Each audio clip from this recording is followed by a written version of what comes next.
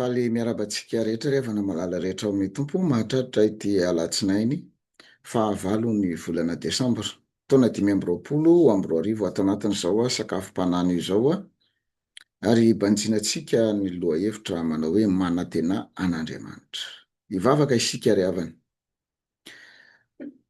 Manoloana ny seza fiandriananao ry tompo Andriamanitra io dia midira mankalaza manome voninahitra anao izay. Dirainay ianao Andriamanitra ny amin'ny fitiavanao sy ny fitantananao anay. Ny tombon'androm-pahavelomana izay mbola omenao anay, velomanay isan'andro tsy tapaka izany. Faly ny fonay Andriamanitra noho ny amin'izany fitantananao anay izany. Ary indrindra omenao ihany koa ny sakafo sahaza ho anay amin'ny teny io dia mitenena Jehovah Tompo fa miaino anao izay mpanomponao amin'ny anaran'i Jesosy. Amen. Eny ary havana, ny sakafom-panahintsika amin'ity anio dia arak'izay hita ao amin'ny Salamo 130. Salamo 130. Toy izao mivakin'izany amin'ny anaran'i Jesosy. Fihirana fiakarana. Tao amin'ny lalina no niantsoko anao Jehovah Tompo, enoy ny feoko. Aoka ny sofinao iaino tsara ny feon'ny fifonako. Raha mandinika eloka ianao Jehovah iza no ajanona Tompo, fa eo aminao no misy famelan-keloka mba atahorana anao. Ny andry an'i Jehovah eny, ny andry azy ny fanahiko, ary ny teniny no nanantenako. Ny fanahiko miandry an'i Jehovah, miandry an'i Tompo, mihoatra noho ny fiandry ny mpiambina ny maraina. Dia ny fiandry ny mpiambina ny maraina. Manantena ny Jehovah ry Israely, fa eo amin'i Jehovah no misy famindrapo sy fanafotana be. Ary izy no hanavitra ny Israely ho afaka amin'ny elony rehetra. Amen. Ray masino, manamasinana amin'ny fahamarinana, ny teninao no fahamarinana. Amen. Ry havana malala rehetra amin'ny Tompo, anapaka amponareo ny fiadanan'i Kristy. Amen. Ny Salamo 130 ry havana dia isan'ireo atao hoe salamo fiakarana. Ny amin'ny 1 mihitsy no miteny ary ny fihirana fiakarana. Ary nataon'ny mpivahiny izy io sy ireo mpivavaka izay hiakatra ho any Jerosalema andeha hanompo an'i Jehovah izy io. Rehefa hoe misy fankalazana lehibe zany dia eny an-dalana no fanaovana an'izao salamo 130 zao. Ary io salamo 130 io koa nefa dia atsoina amin'ilay fitenenan'ny teolojiana hoe de profundis. Ilay hoe de profundis dia tena hoe salamo lalina izy io. Ary ao amin'ny 1 eo tena teneny mihitsy izy hoe avy any amin'ny lalina, izany hoe misy toerana hakiviana ihany eo, toerana fitakiana famonjena ao anatin'izao salamo zao. Ary zava-dehibe anankiroa ny tena lazaina atao anatin'izao salamo 130 zao. Dia ny voalohany dia hoe ny alalim-pakan'ny ota sy ny fahotany sy ny fahorian'ny olona. Zay ny voalohany.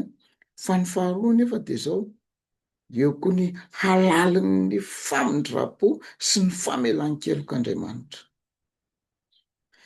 Veriko indray mandeha ny alalin'ny fahotany sy ny fahorian'ny olona, fa eo ihany koa ny alalin'ny famindram-po sy ny famelan-kelok'Andriamanitra.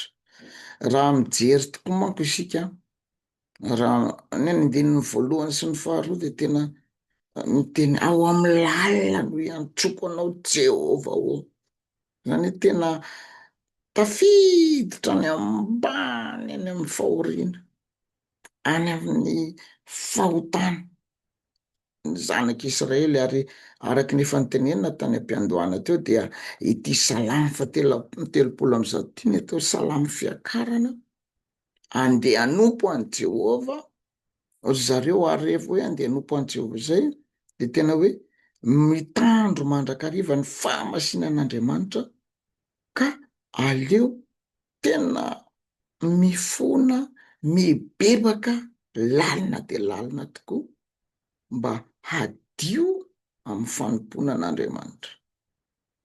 Miaiky ny mpanao salamo manomboka amin'ny andinin'ny fahatelo any, raha mandinika helika raha mandinika helika ianao iza no ajanona Jehova ao, tena mahatsapa ary miaiky an'izany hoe fahatsoana lalina izany ny mpanao salamo. Tsisy samijoro eo anatrehan'Andriamanitra hoe za de marina, za de mahitsy, za de tsisy fahatsoana eo anatrehan'Andriamanitra. Ny mpanao salamo de samy manao an'izany. Andiny voalohany, faharoa, fahatelo, zany misy an'izay ary zay ny ilazana hoe lalina ny ota sy ny fahorian'ny mpanao salamo. Eto ihany koa nefa ry havana de araky nefa nitenenina teo de hoe salamo fiakarana de anatin'ny fandehanana am'izany satria rehefa hoe andeha hiakatra mandeha makany Jerosalema, raha mipetraka any ohatra hoe mipetraka any Galily ny olona, tena lalana efatr'andro, lalana 5 andro, misy lalana herinandro aza satria mbola tsy nisy métro, tsy nisy bus. Tam'izany fotoana zany tsy maintsy andehanana tongotra na mandeha rameva, ny rameva moa mitovy vitesy amin'ny olona ihany. Ny fotoana zay andehanana amin'iny zany ary tena hoe miteraka fahavizanana, miteraka fahoriana, miteraka zavatra maro be ho an'ny olona le izy, fijaliana ho an'ny olona le izy. Tena ho lazaina ao anatin'izany rehetra izany ry havana de eo amin'ny fiainany zanak'olombelona dia mandalo, mety mandalo an'izany hoe ady mafy, mandalo an'izany hoe tafaroboka ao anatina fahotana, mandalo an'izany hoe misy fahoriana zay tsy maintsy sedrainy. Ary rehefa mahita an'izany ny olona mahatsapa fa tena any anatin'ny lalina, any anatin'ny kizo, any anatin'ny impasse, fahakiviana lalina be, misy fahadisom-panantenana. Fa de vokatr'izay hoe tena tsy sahy hijery an'Andriamanitra mihitsy, tsy sahy hijoro eo anatrehan'Andriamanitra mihitsy. Ary zany ny aseho mpanao salamo eto. Mety misy fotoana tokoa isika mahatsapa hoe tena matevi-koditra azy zany. Mety misy fotoana tsika mahatsapa hoe tena lalina zany fahotako zany, lalina zany fahoriako zany, lalina zany fijaliana sedraiko zany. Misy olona tafaresaka de miteny le olona: pasitera, ento ambavaka e, ento ambavaka fa mafy ny ainanay aty alavidavitra aty, zay tsy sa mandeha mivavaka noho ny fahatahorana Dadatoa, ny toerana zay tsy maintsy lalovanay feno Dadatoa foana, ary zahay mihitsy ny andrasany. Enjana anie zany. Eo anatrehan'izany rehetra izany manomboka eo amin'ny andinin'ny fahaefatra ry havana de tena lazain'ny mpanao salamo hoe fa eo ianao, fa eo aminao no misy famelan-keloka. Le hoe famelan-keloka de entina ilazana mihitsiny hoe fa eo aminao Jehova no misy ny famindrapo sy ny fitiavana. Ary manomboka amin'ny andiny fahaefatra, manomboka amin'ny andiny fahaefatra de miresaka an'izay famelan-keloka zay, manomboka amin'ny andiny fahadimy sy ny fahaenina de tena hoe miandry an'izay famelan-keloka Andriamanitra zay, miandry an'izay hoe famindram-po sy fitiavana avy amin'Andriamanitra zay ny mpanao salamo. Ary zany mihitsy ny anie le fiainantsika zanak'olombelona, miandry an'Andriamanitra mba hamela ny helotsika. Ary zay no anentanana antsika Atrany hoe andao ranga mandeha mivavaka, andao ranga mivondre le fotoam-bavaka isan-kalahady aho. Isaorantsika an'Andriamanitra ny amin'ny zava-dehibe nataony ny tompo tamin'ny fiangonantsika nahazoantsika n'izany hoe 30 taona zany. Marina fa tsy mbola hoe PM fahazavana tamin'izany, fa ny fiarahana efa nivavaka 30 taona, zava-dehibe zany ry havana. Ary isaorantsika an'Andriamanitra fa isan-kalahady no misy ny fotoam-pivavahana fa tsy hoe isaky ny 3e dimanche na isaky ny lahady voalohany. Ary efa misy ny fanompoam-pivavahana de misy foana ny famelan-keloka izay atolotry ny tompo. Eo anatrehan'izany ry havana, manatonan'Andriamanitra, manantenan'Andriamanitra, atsoy Andriamanitra ny amin'ny toe-javatra rehetra izay misy anao, ny amin'izay problema misy anao, ny amin'izay fahakiviana misy anao, ny amin'izay tahotra misy anao. Atsoy Andriamanitra, antsoy izy de ny mbola akaiky.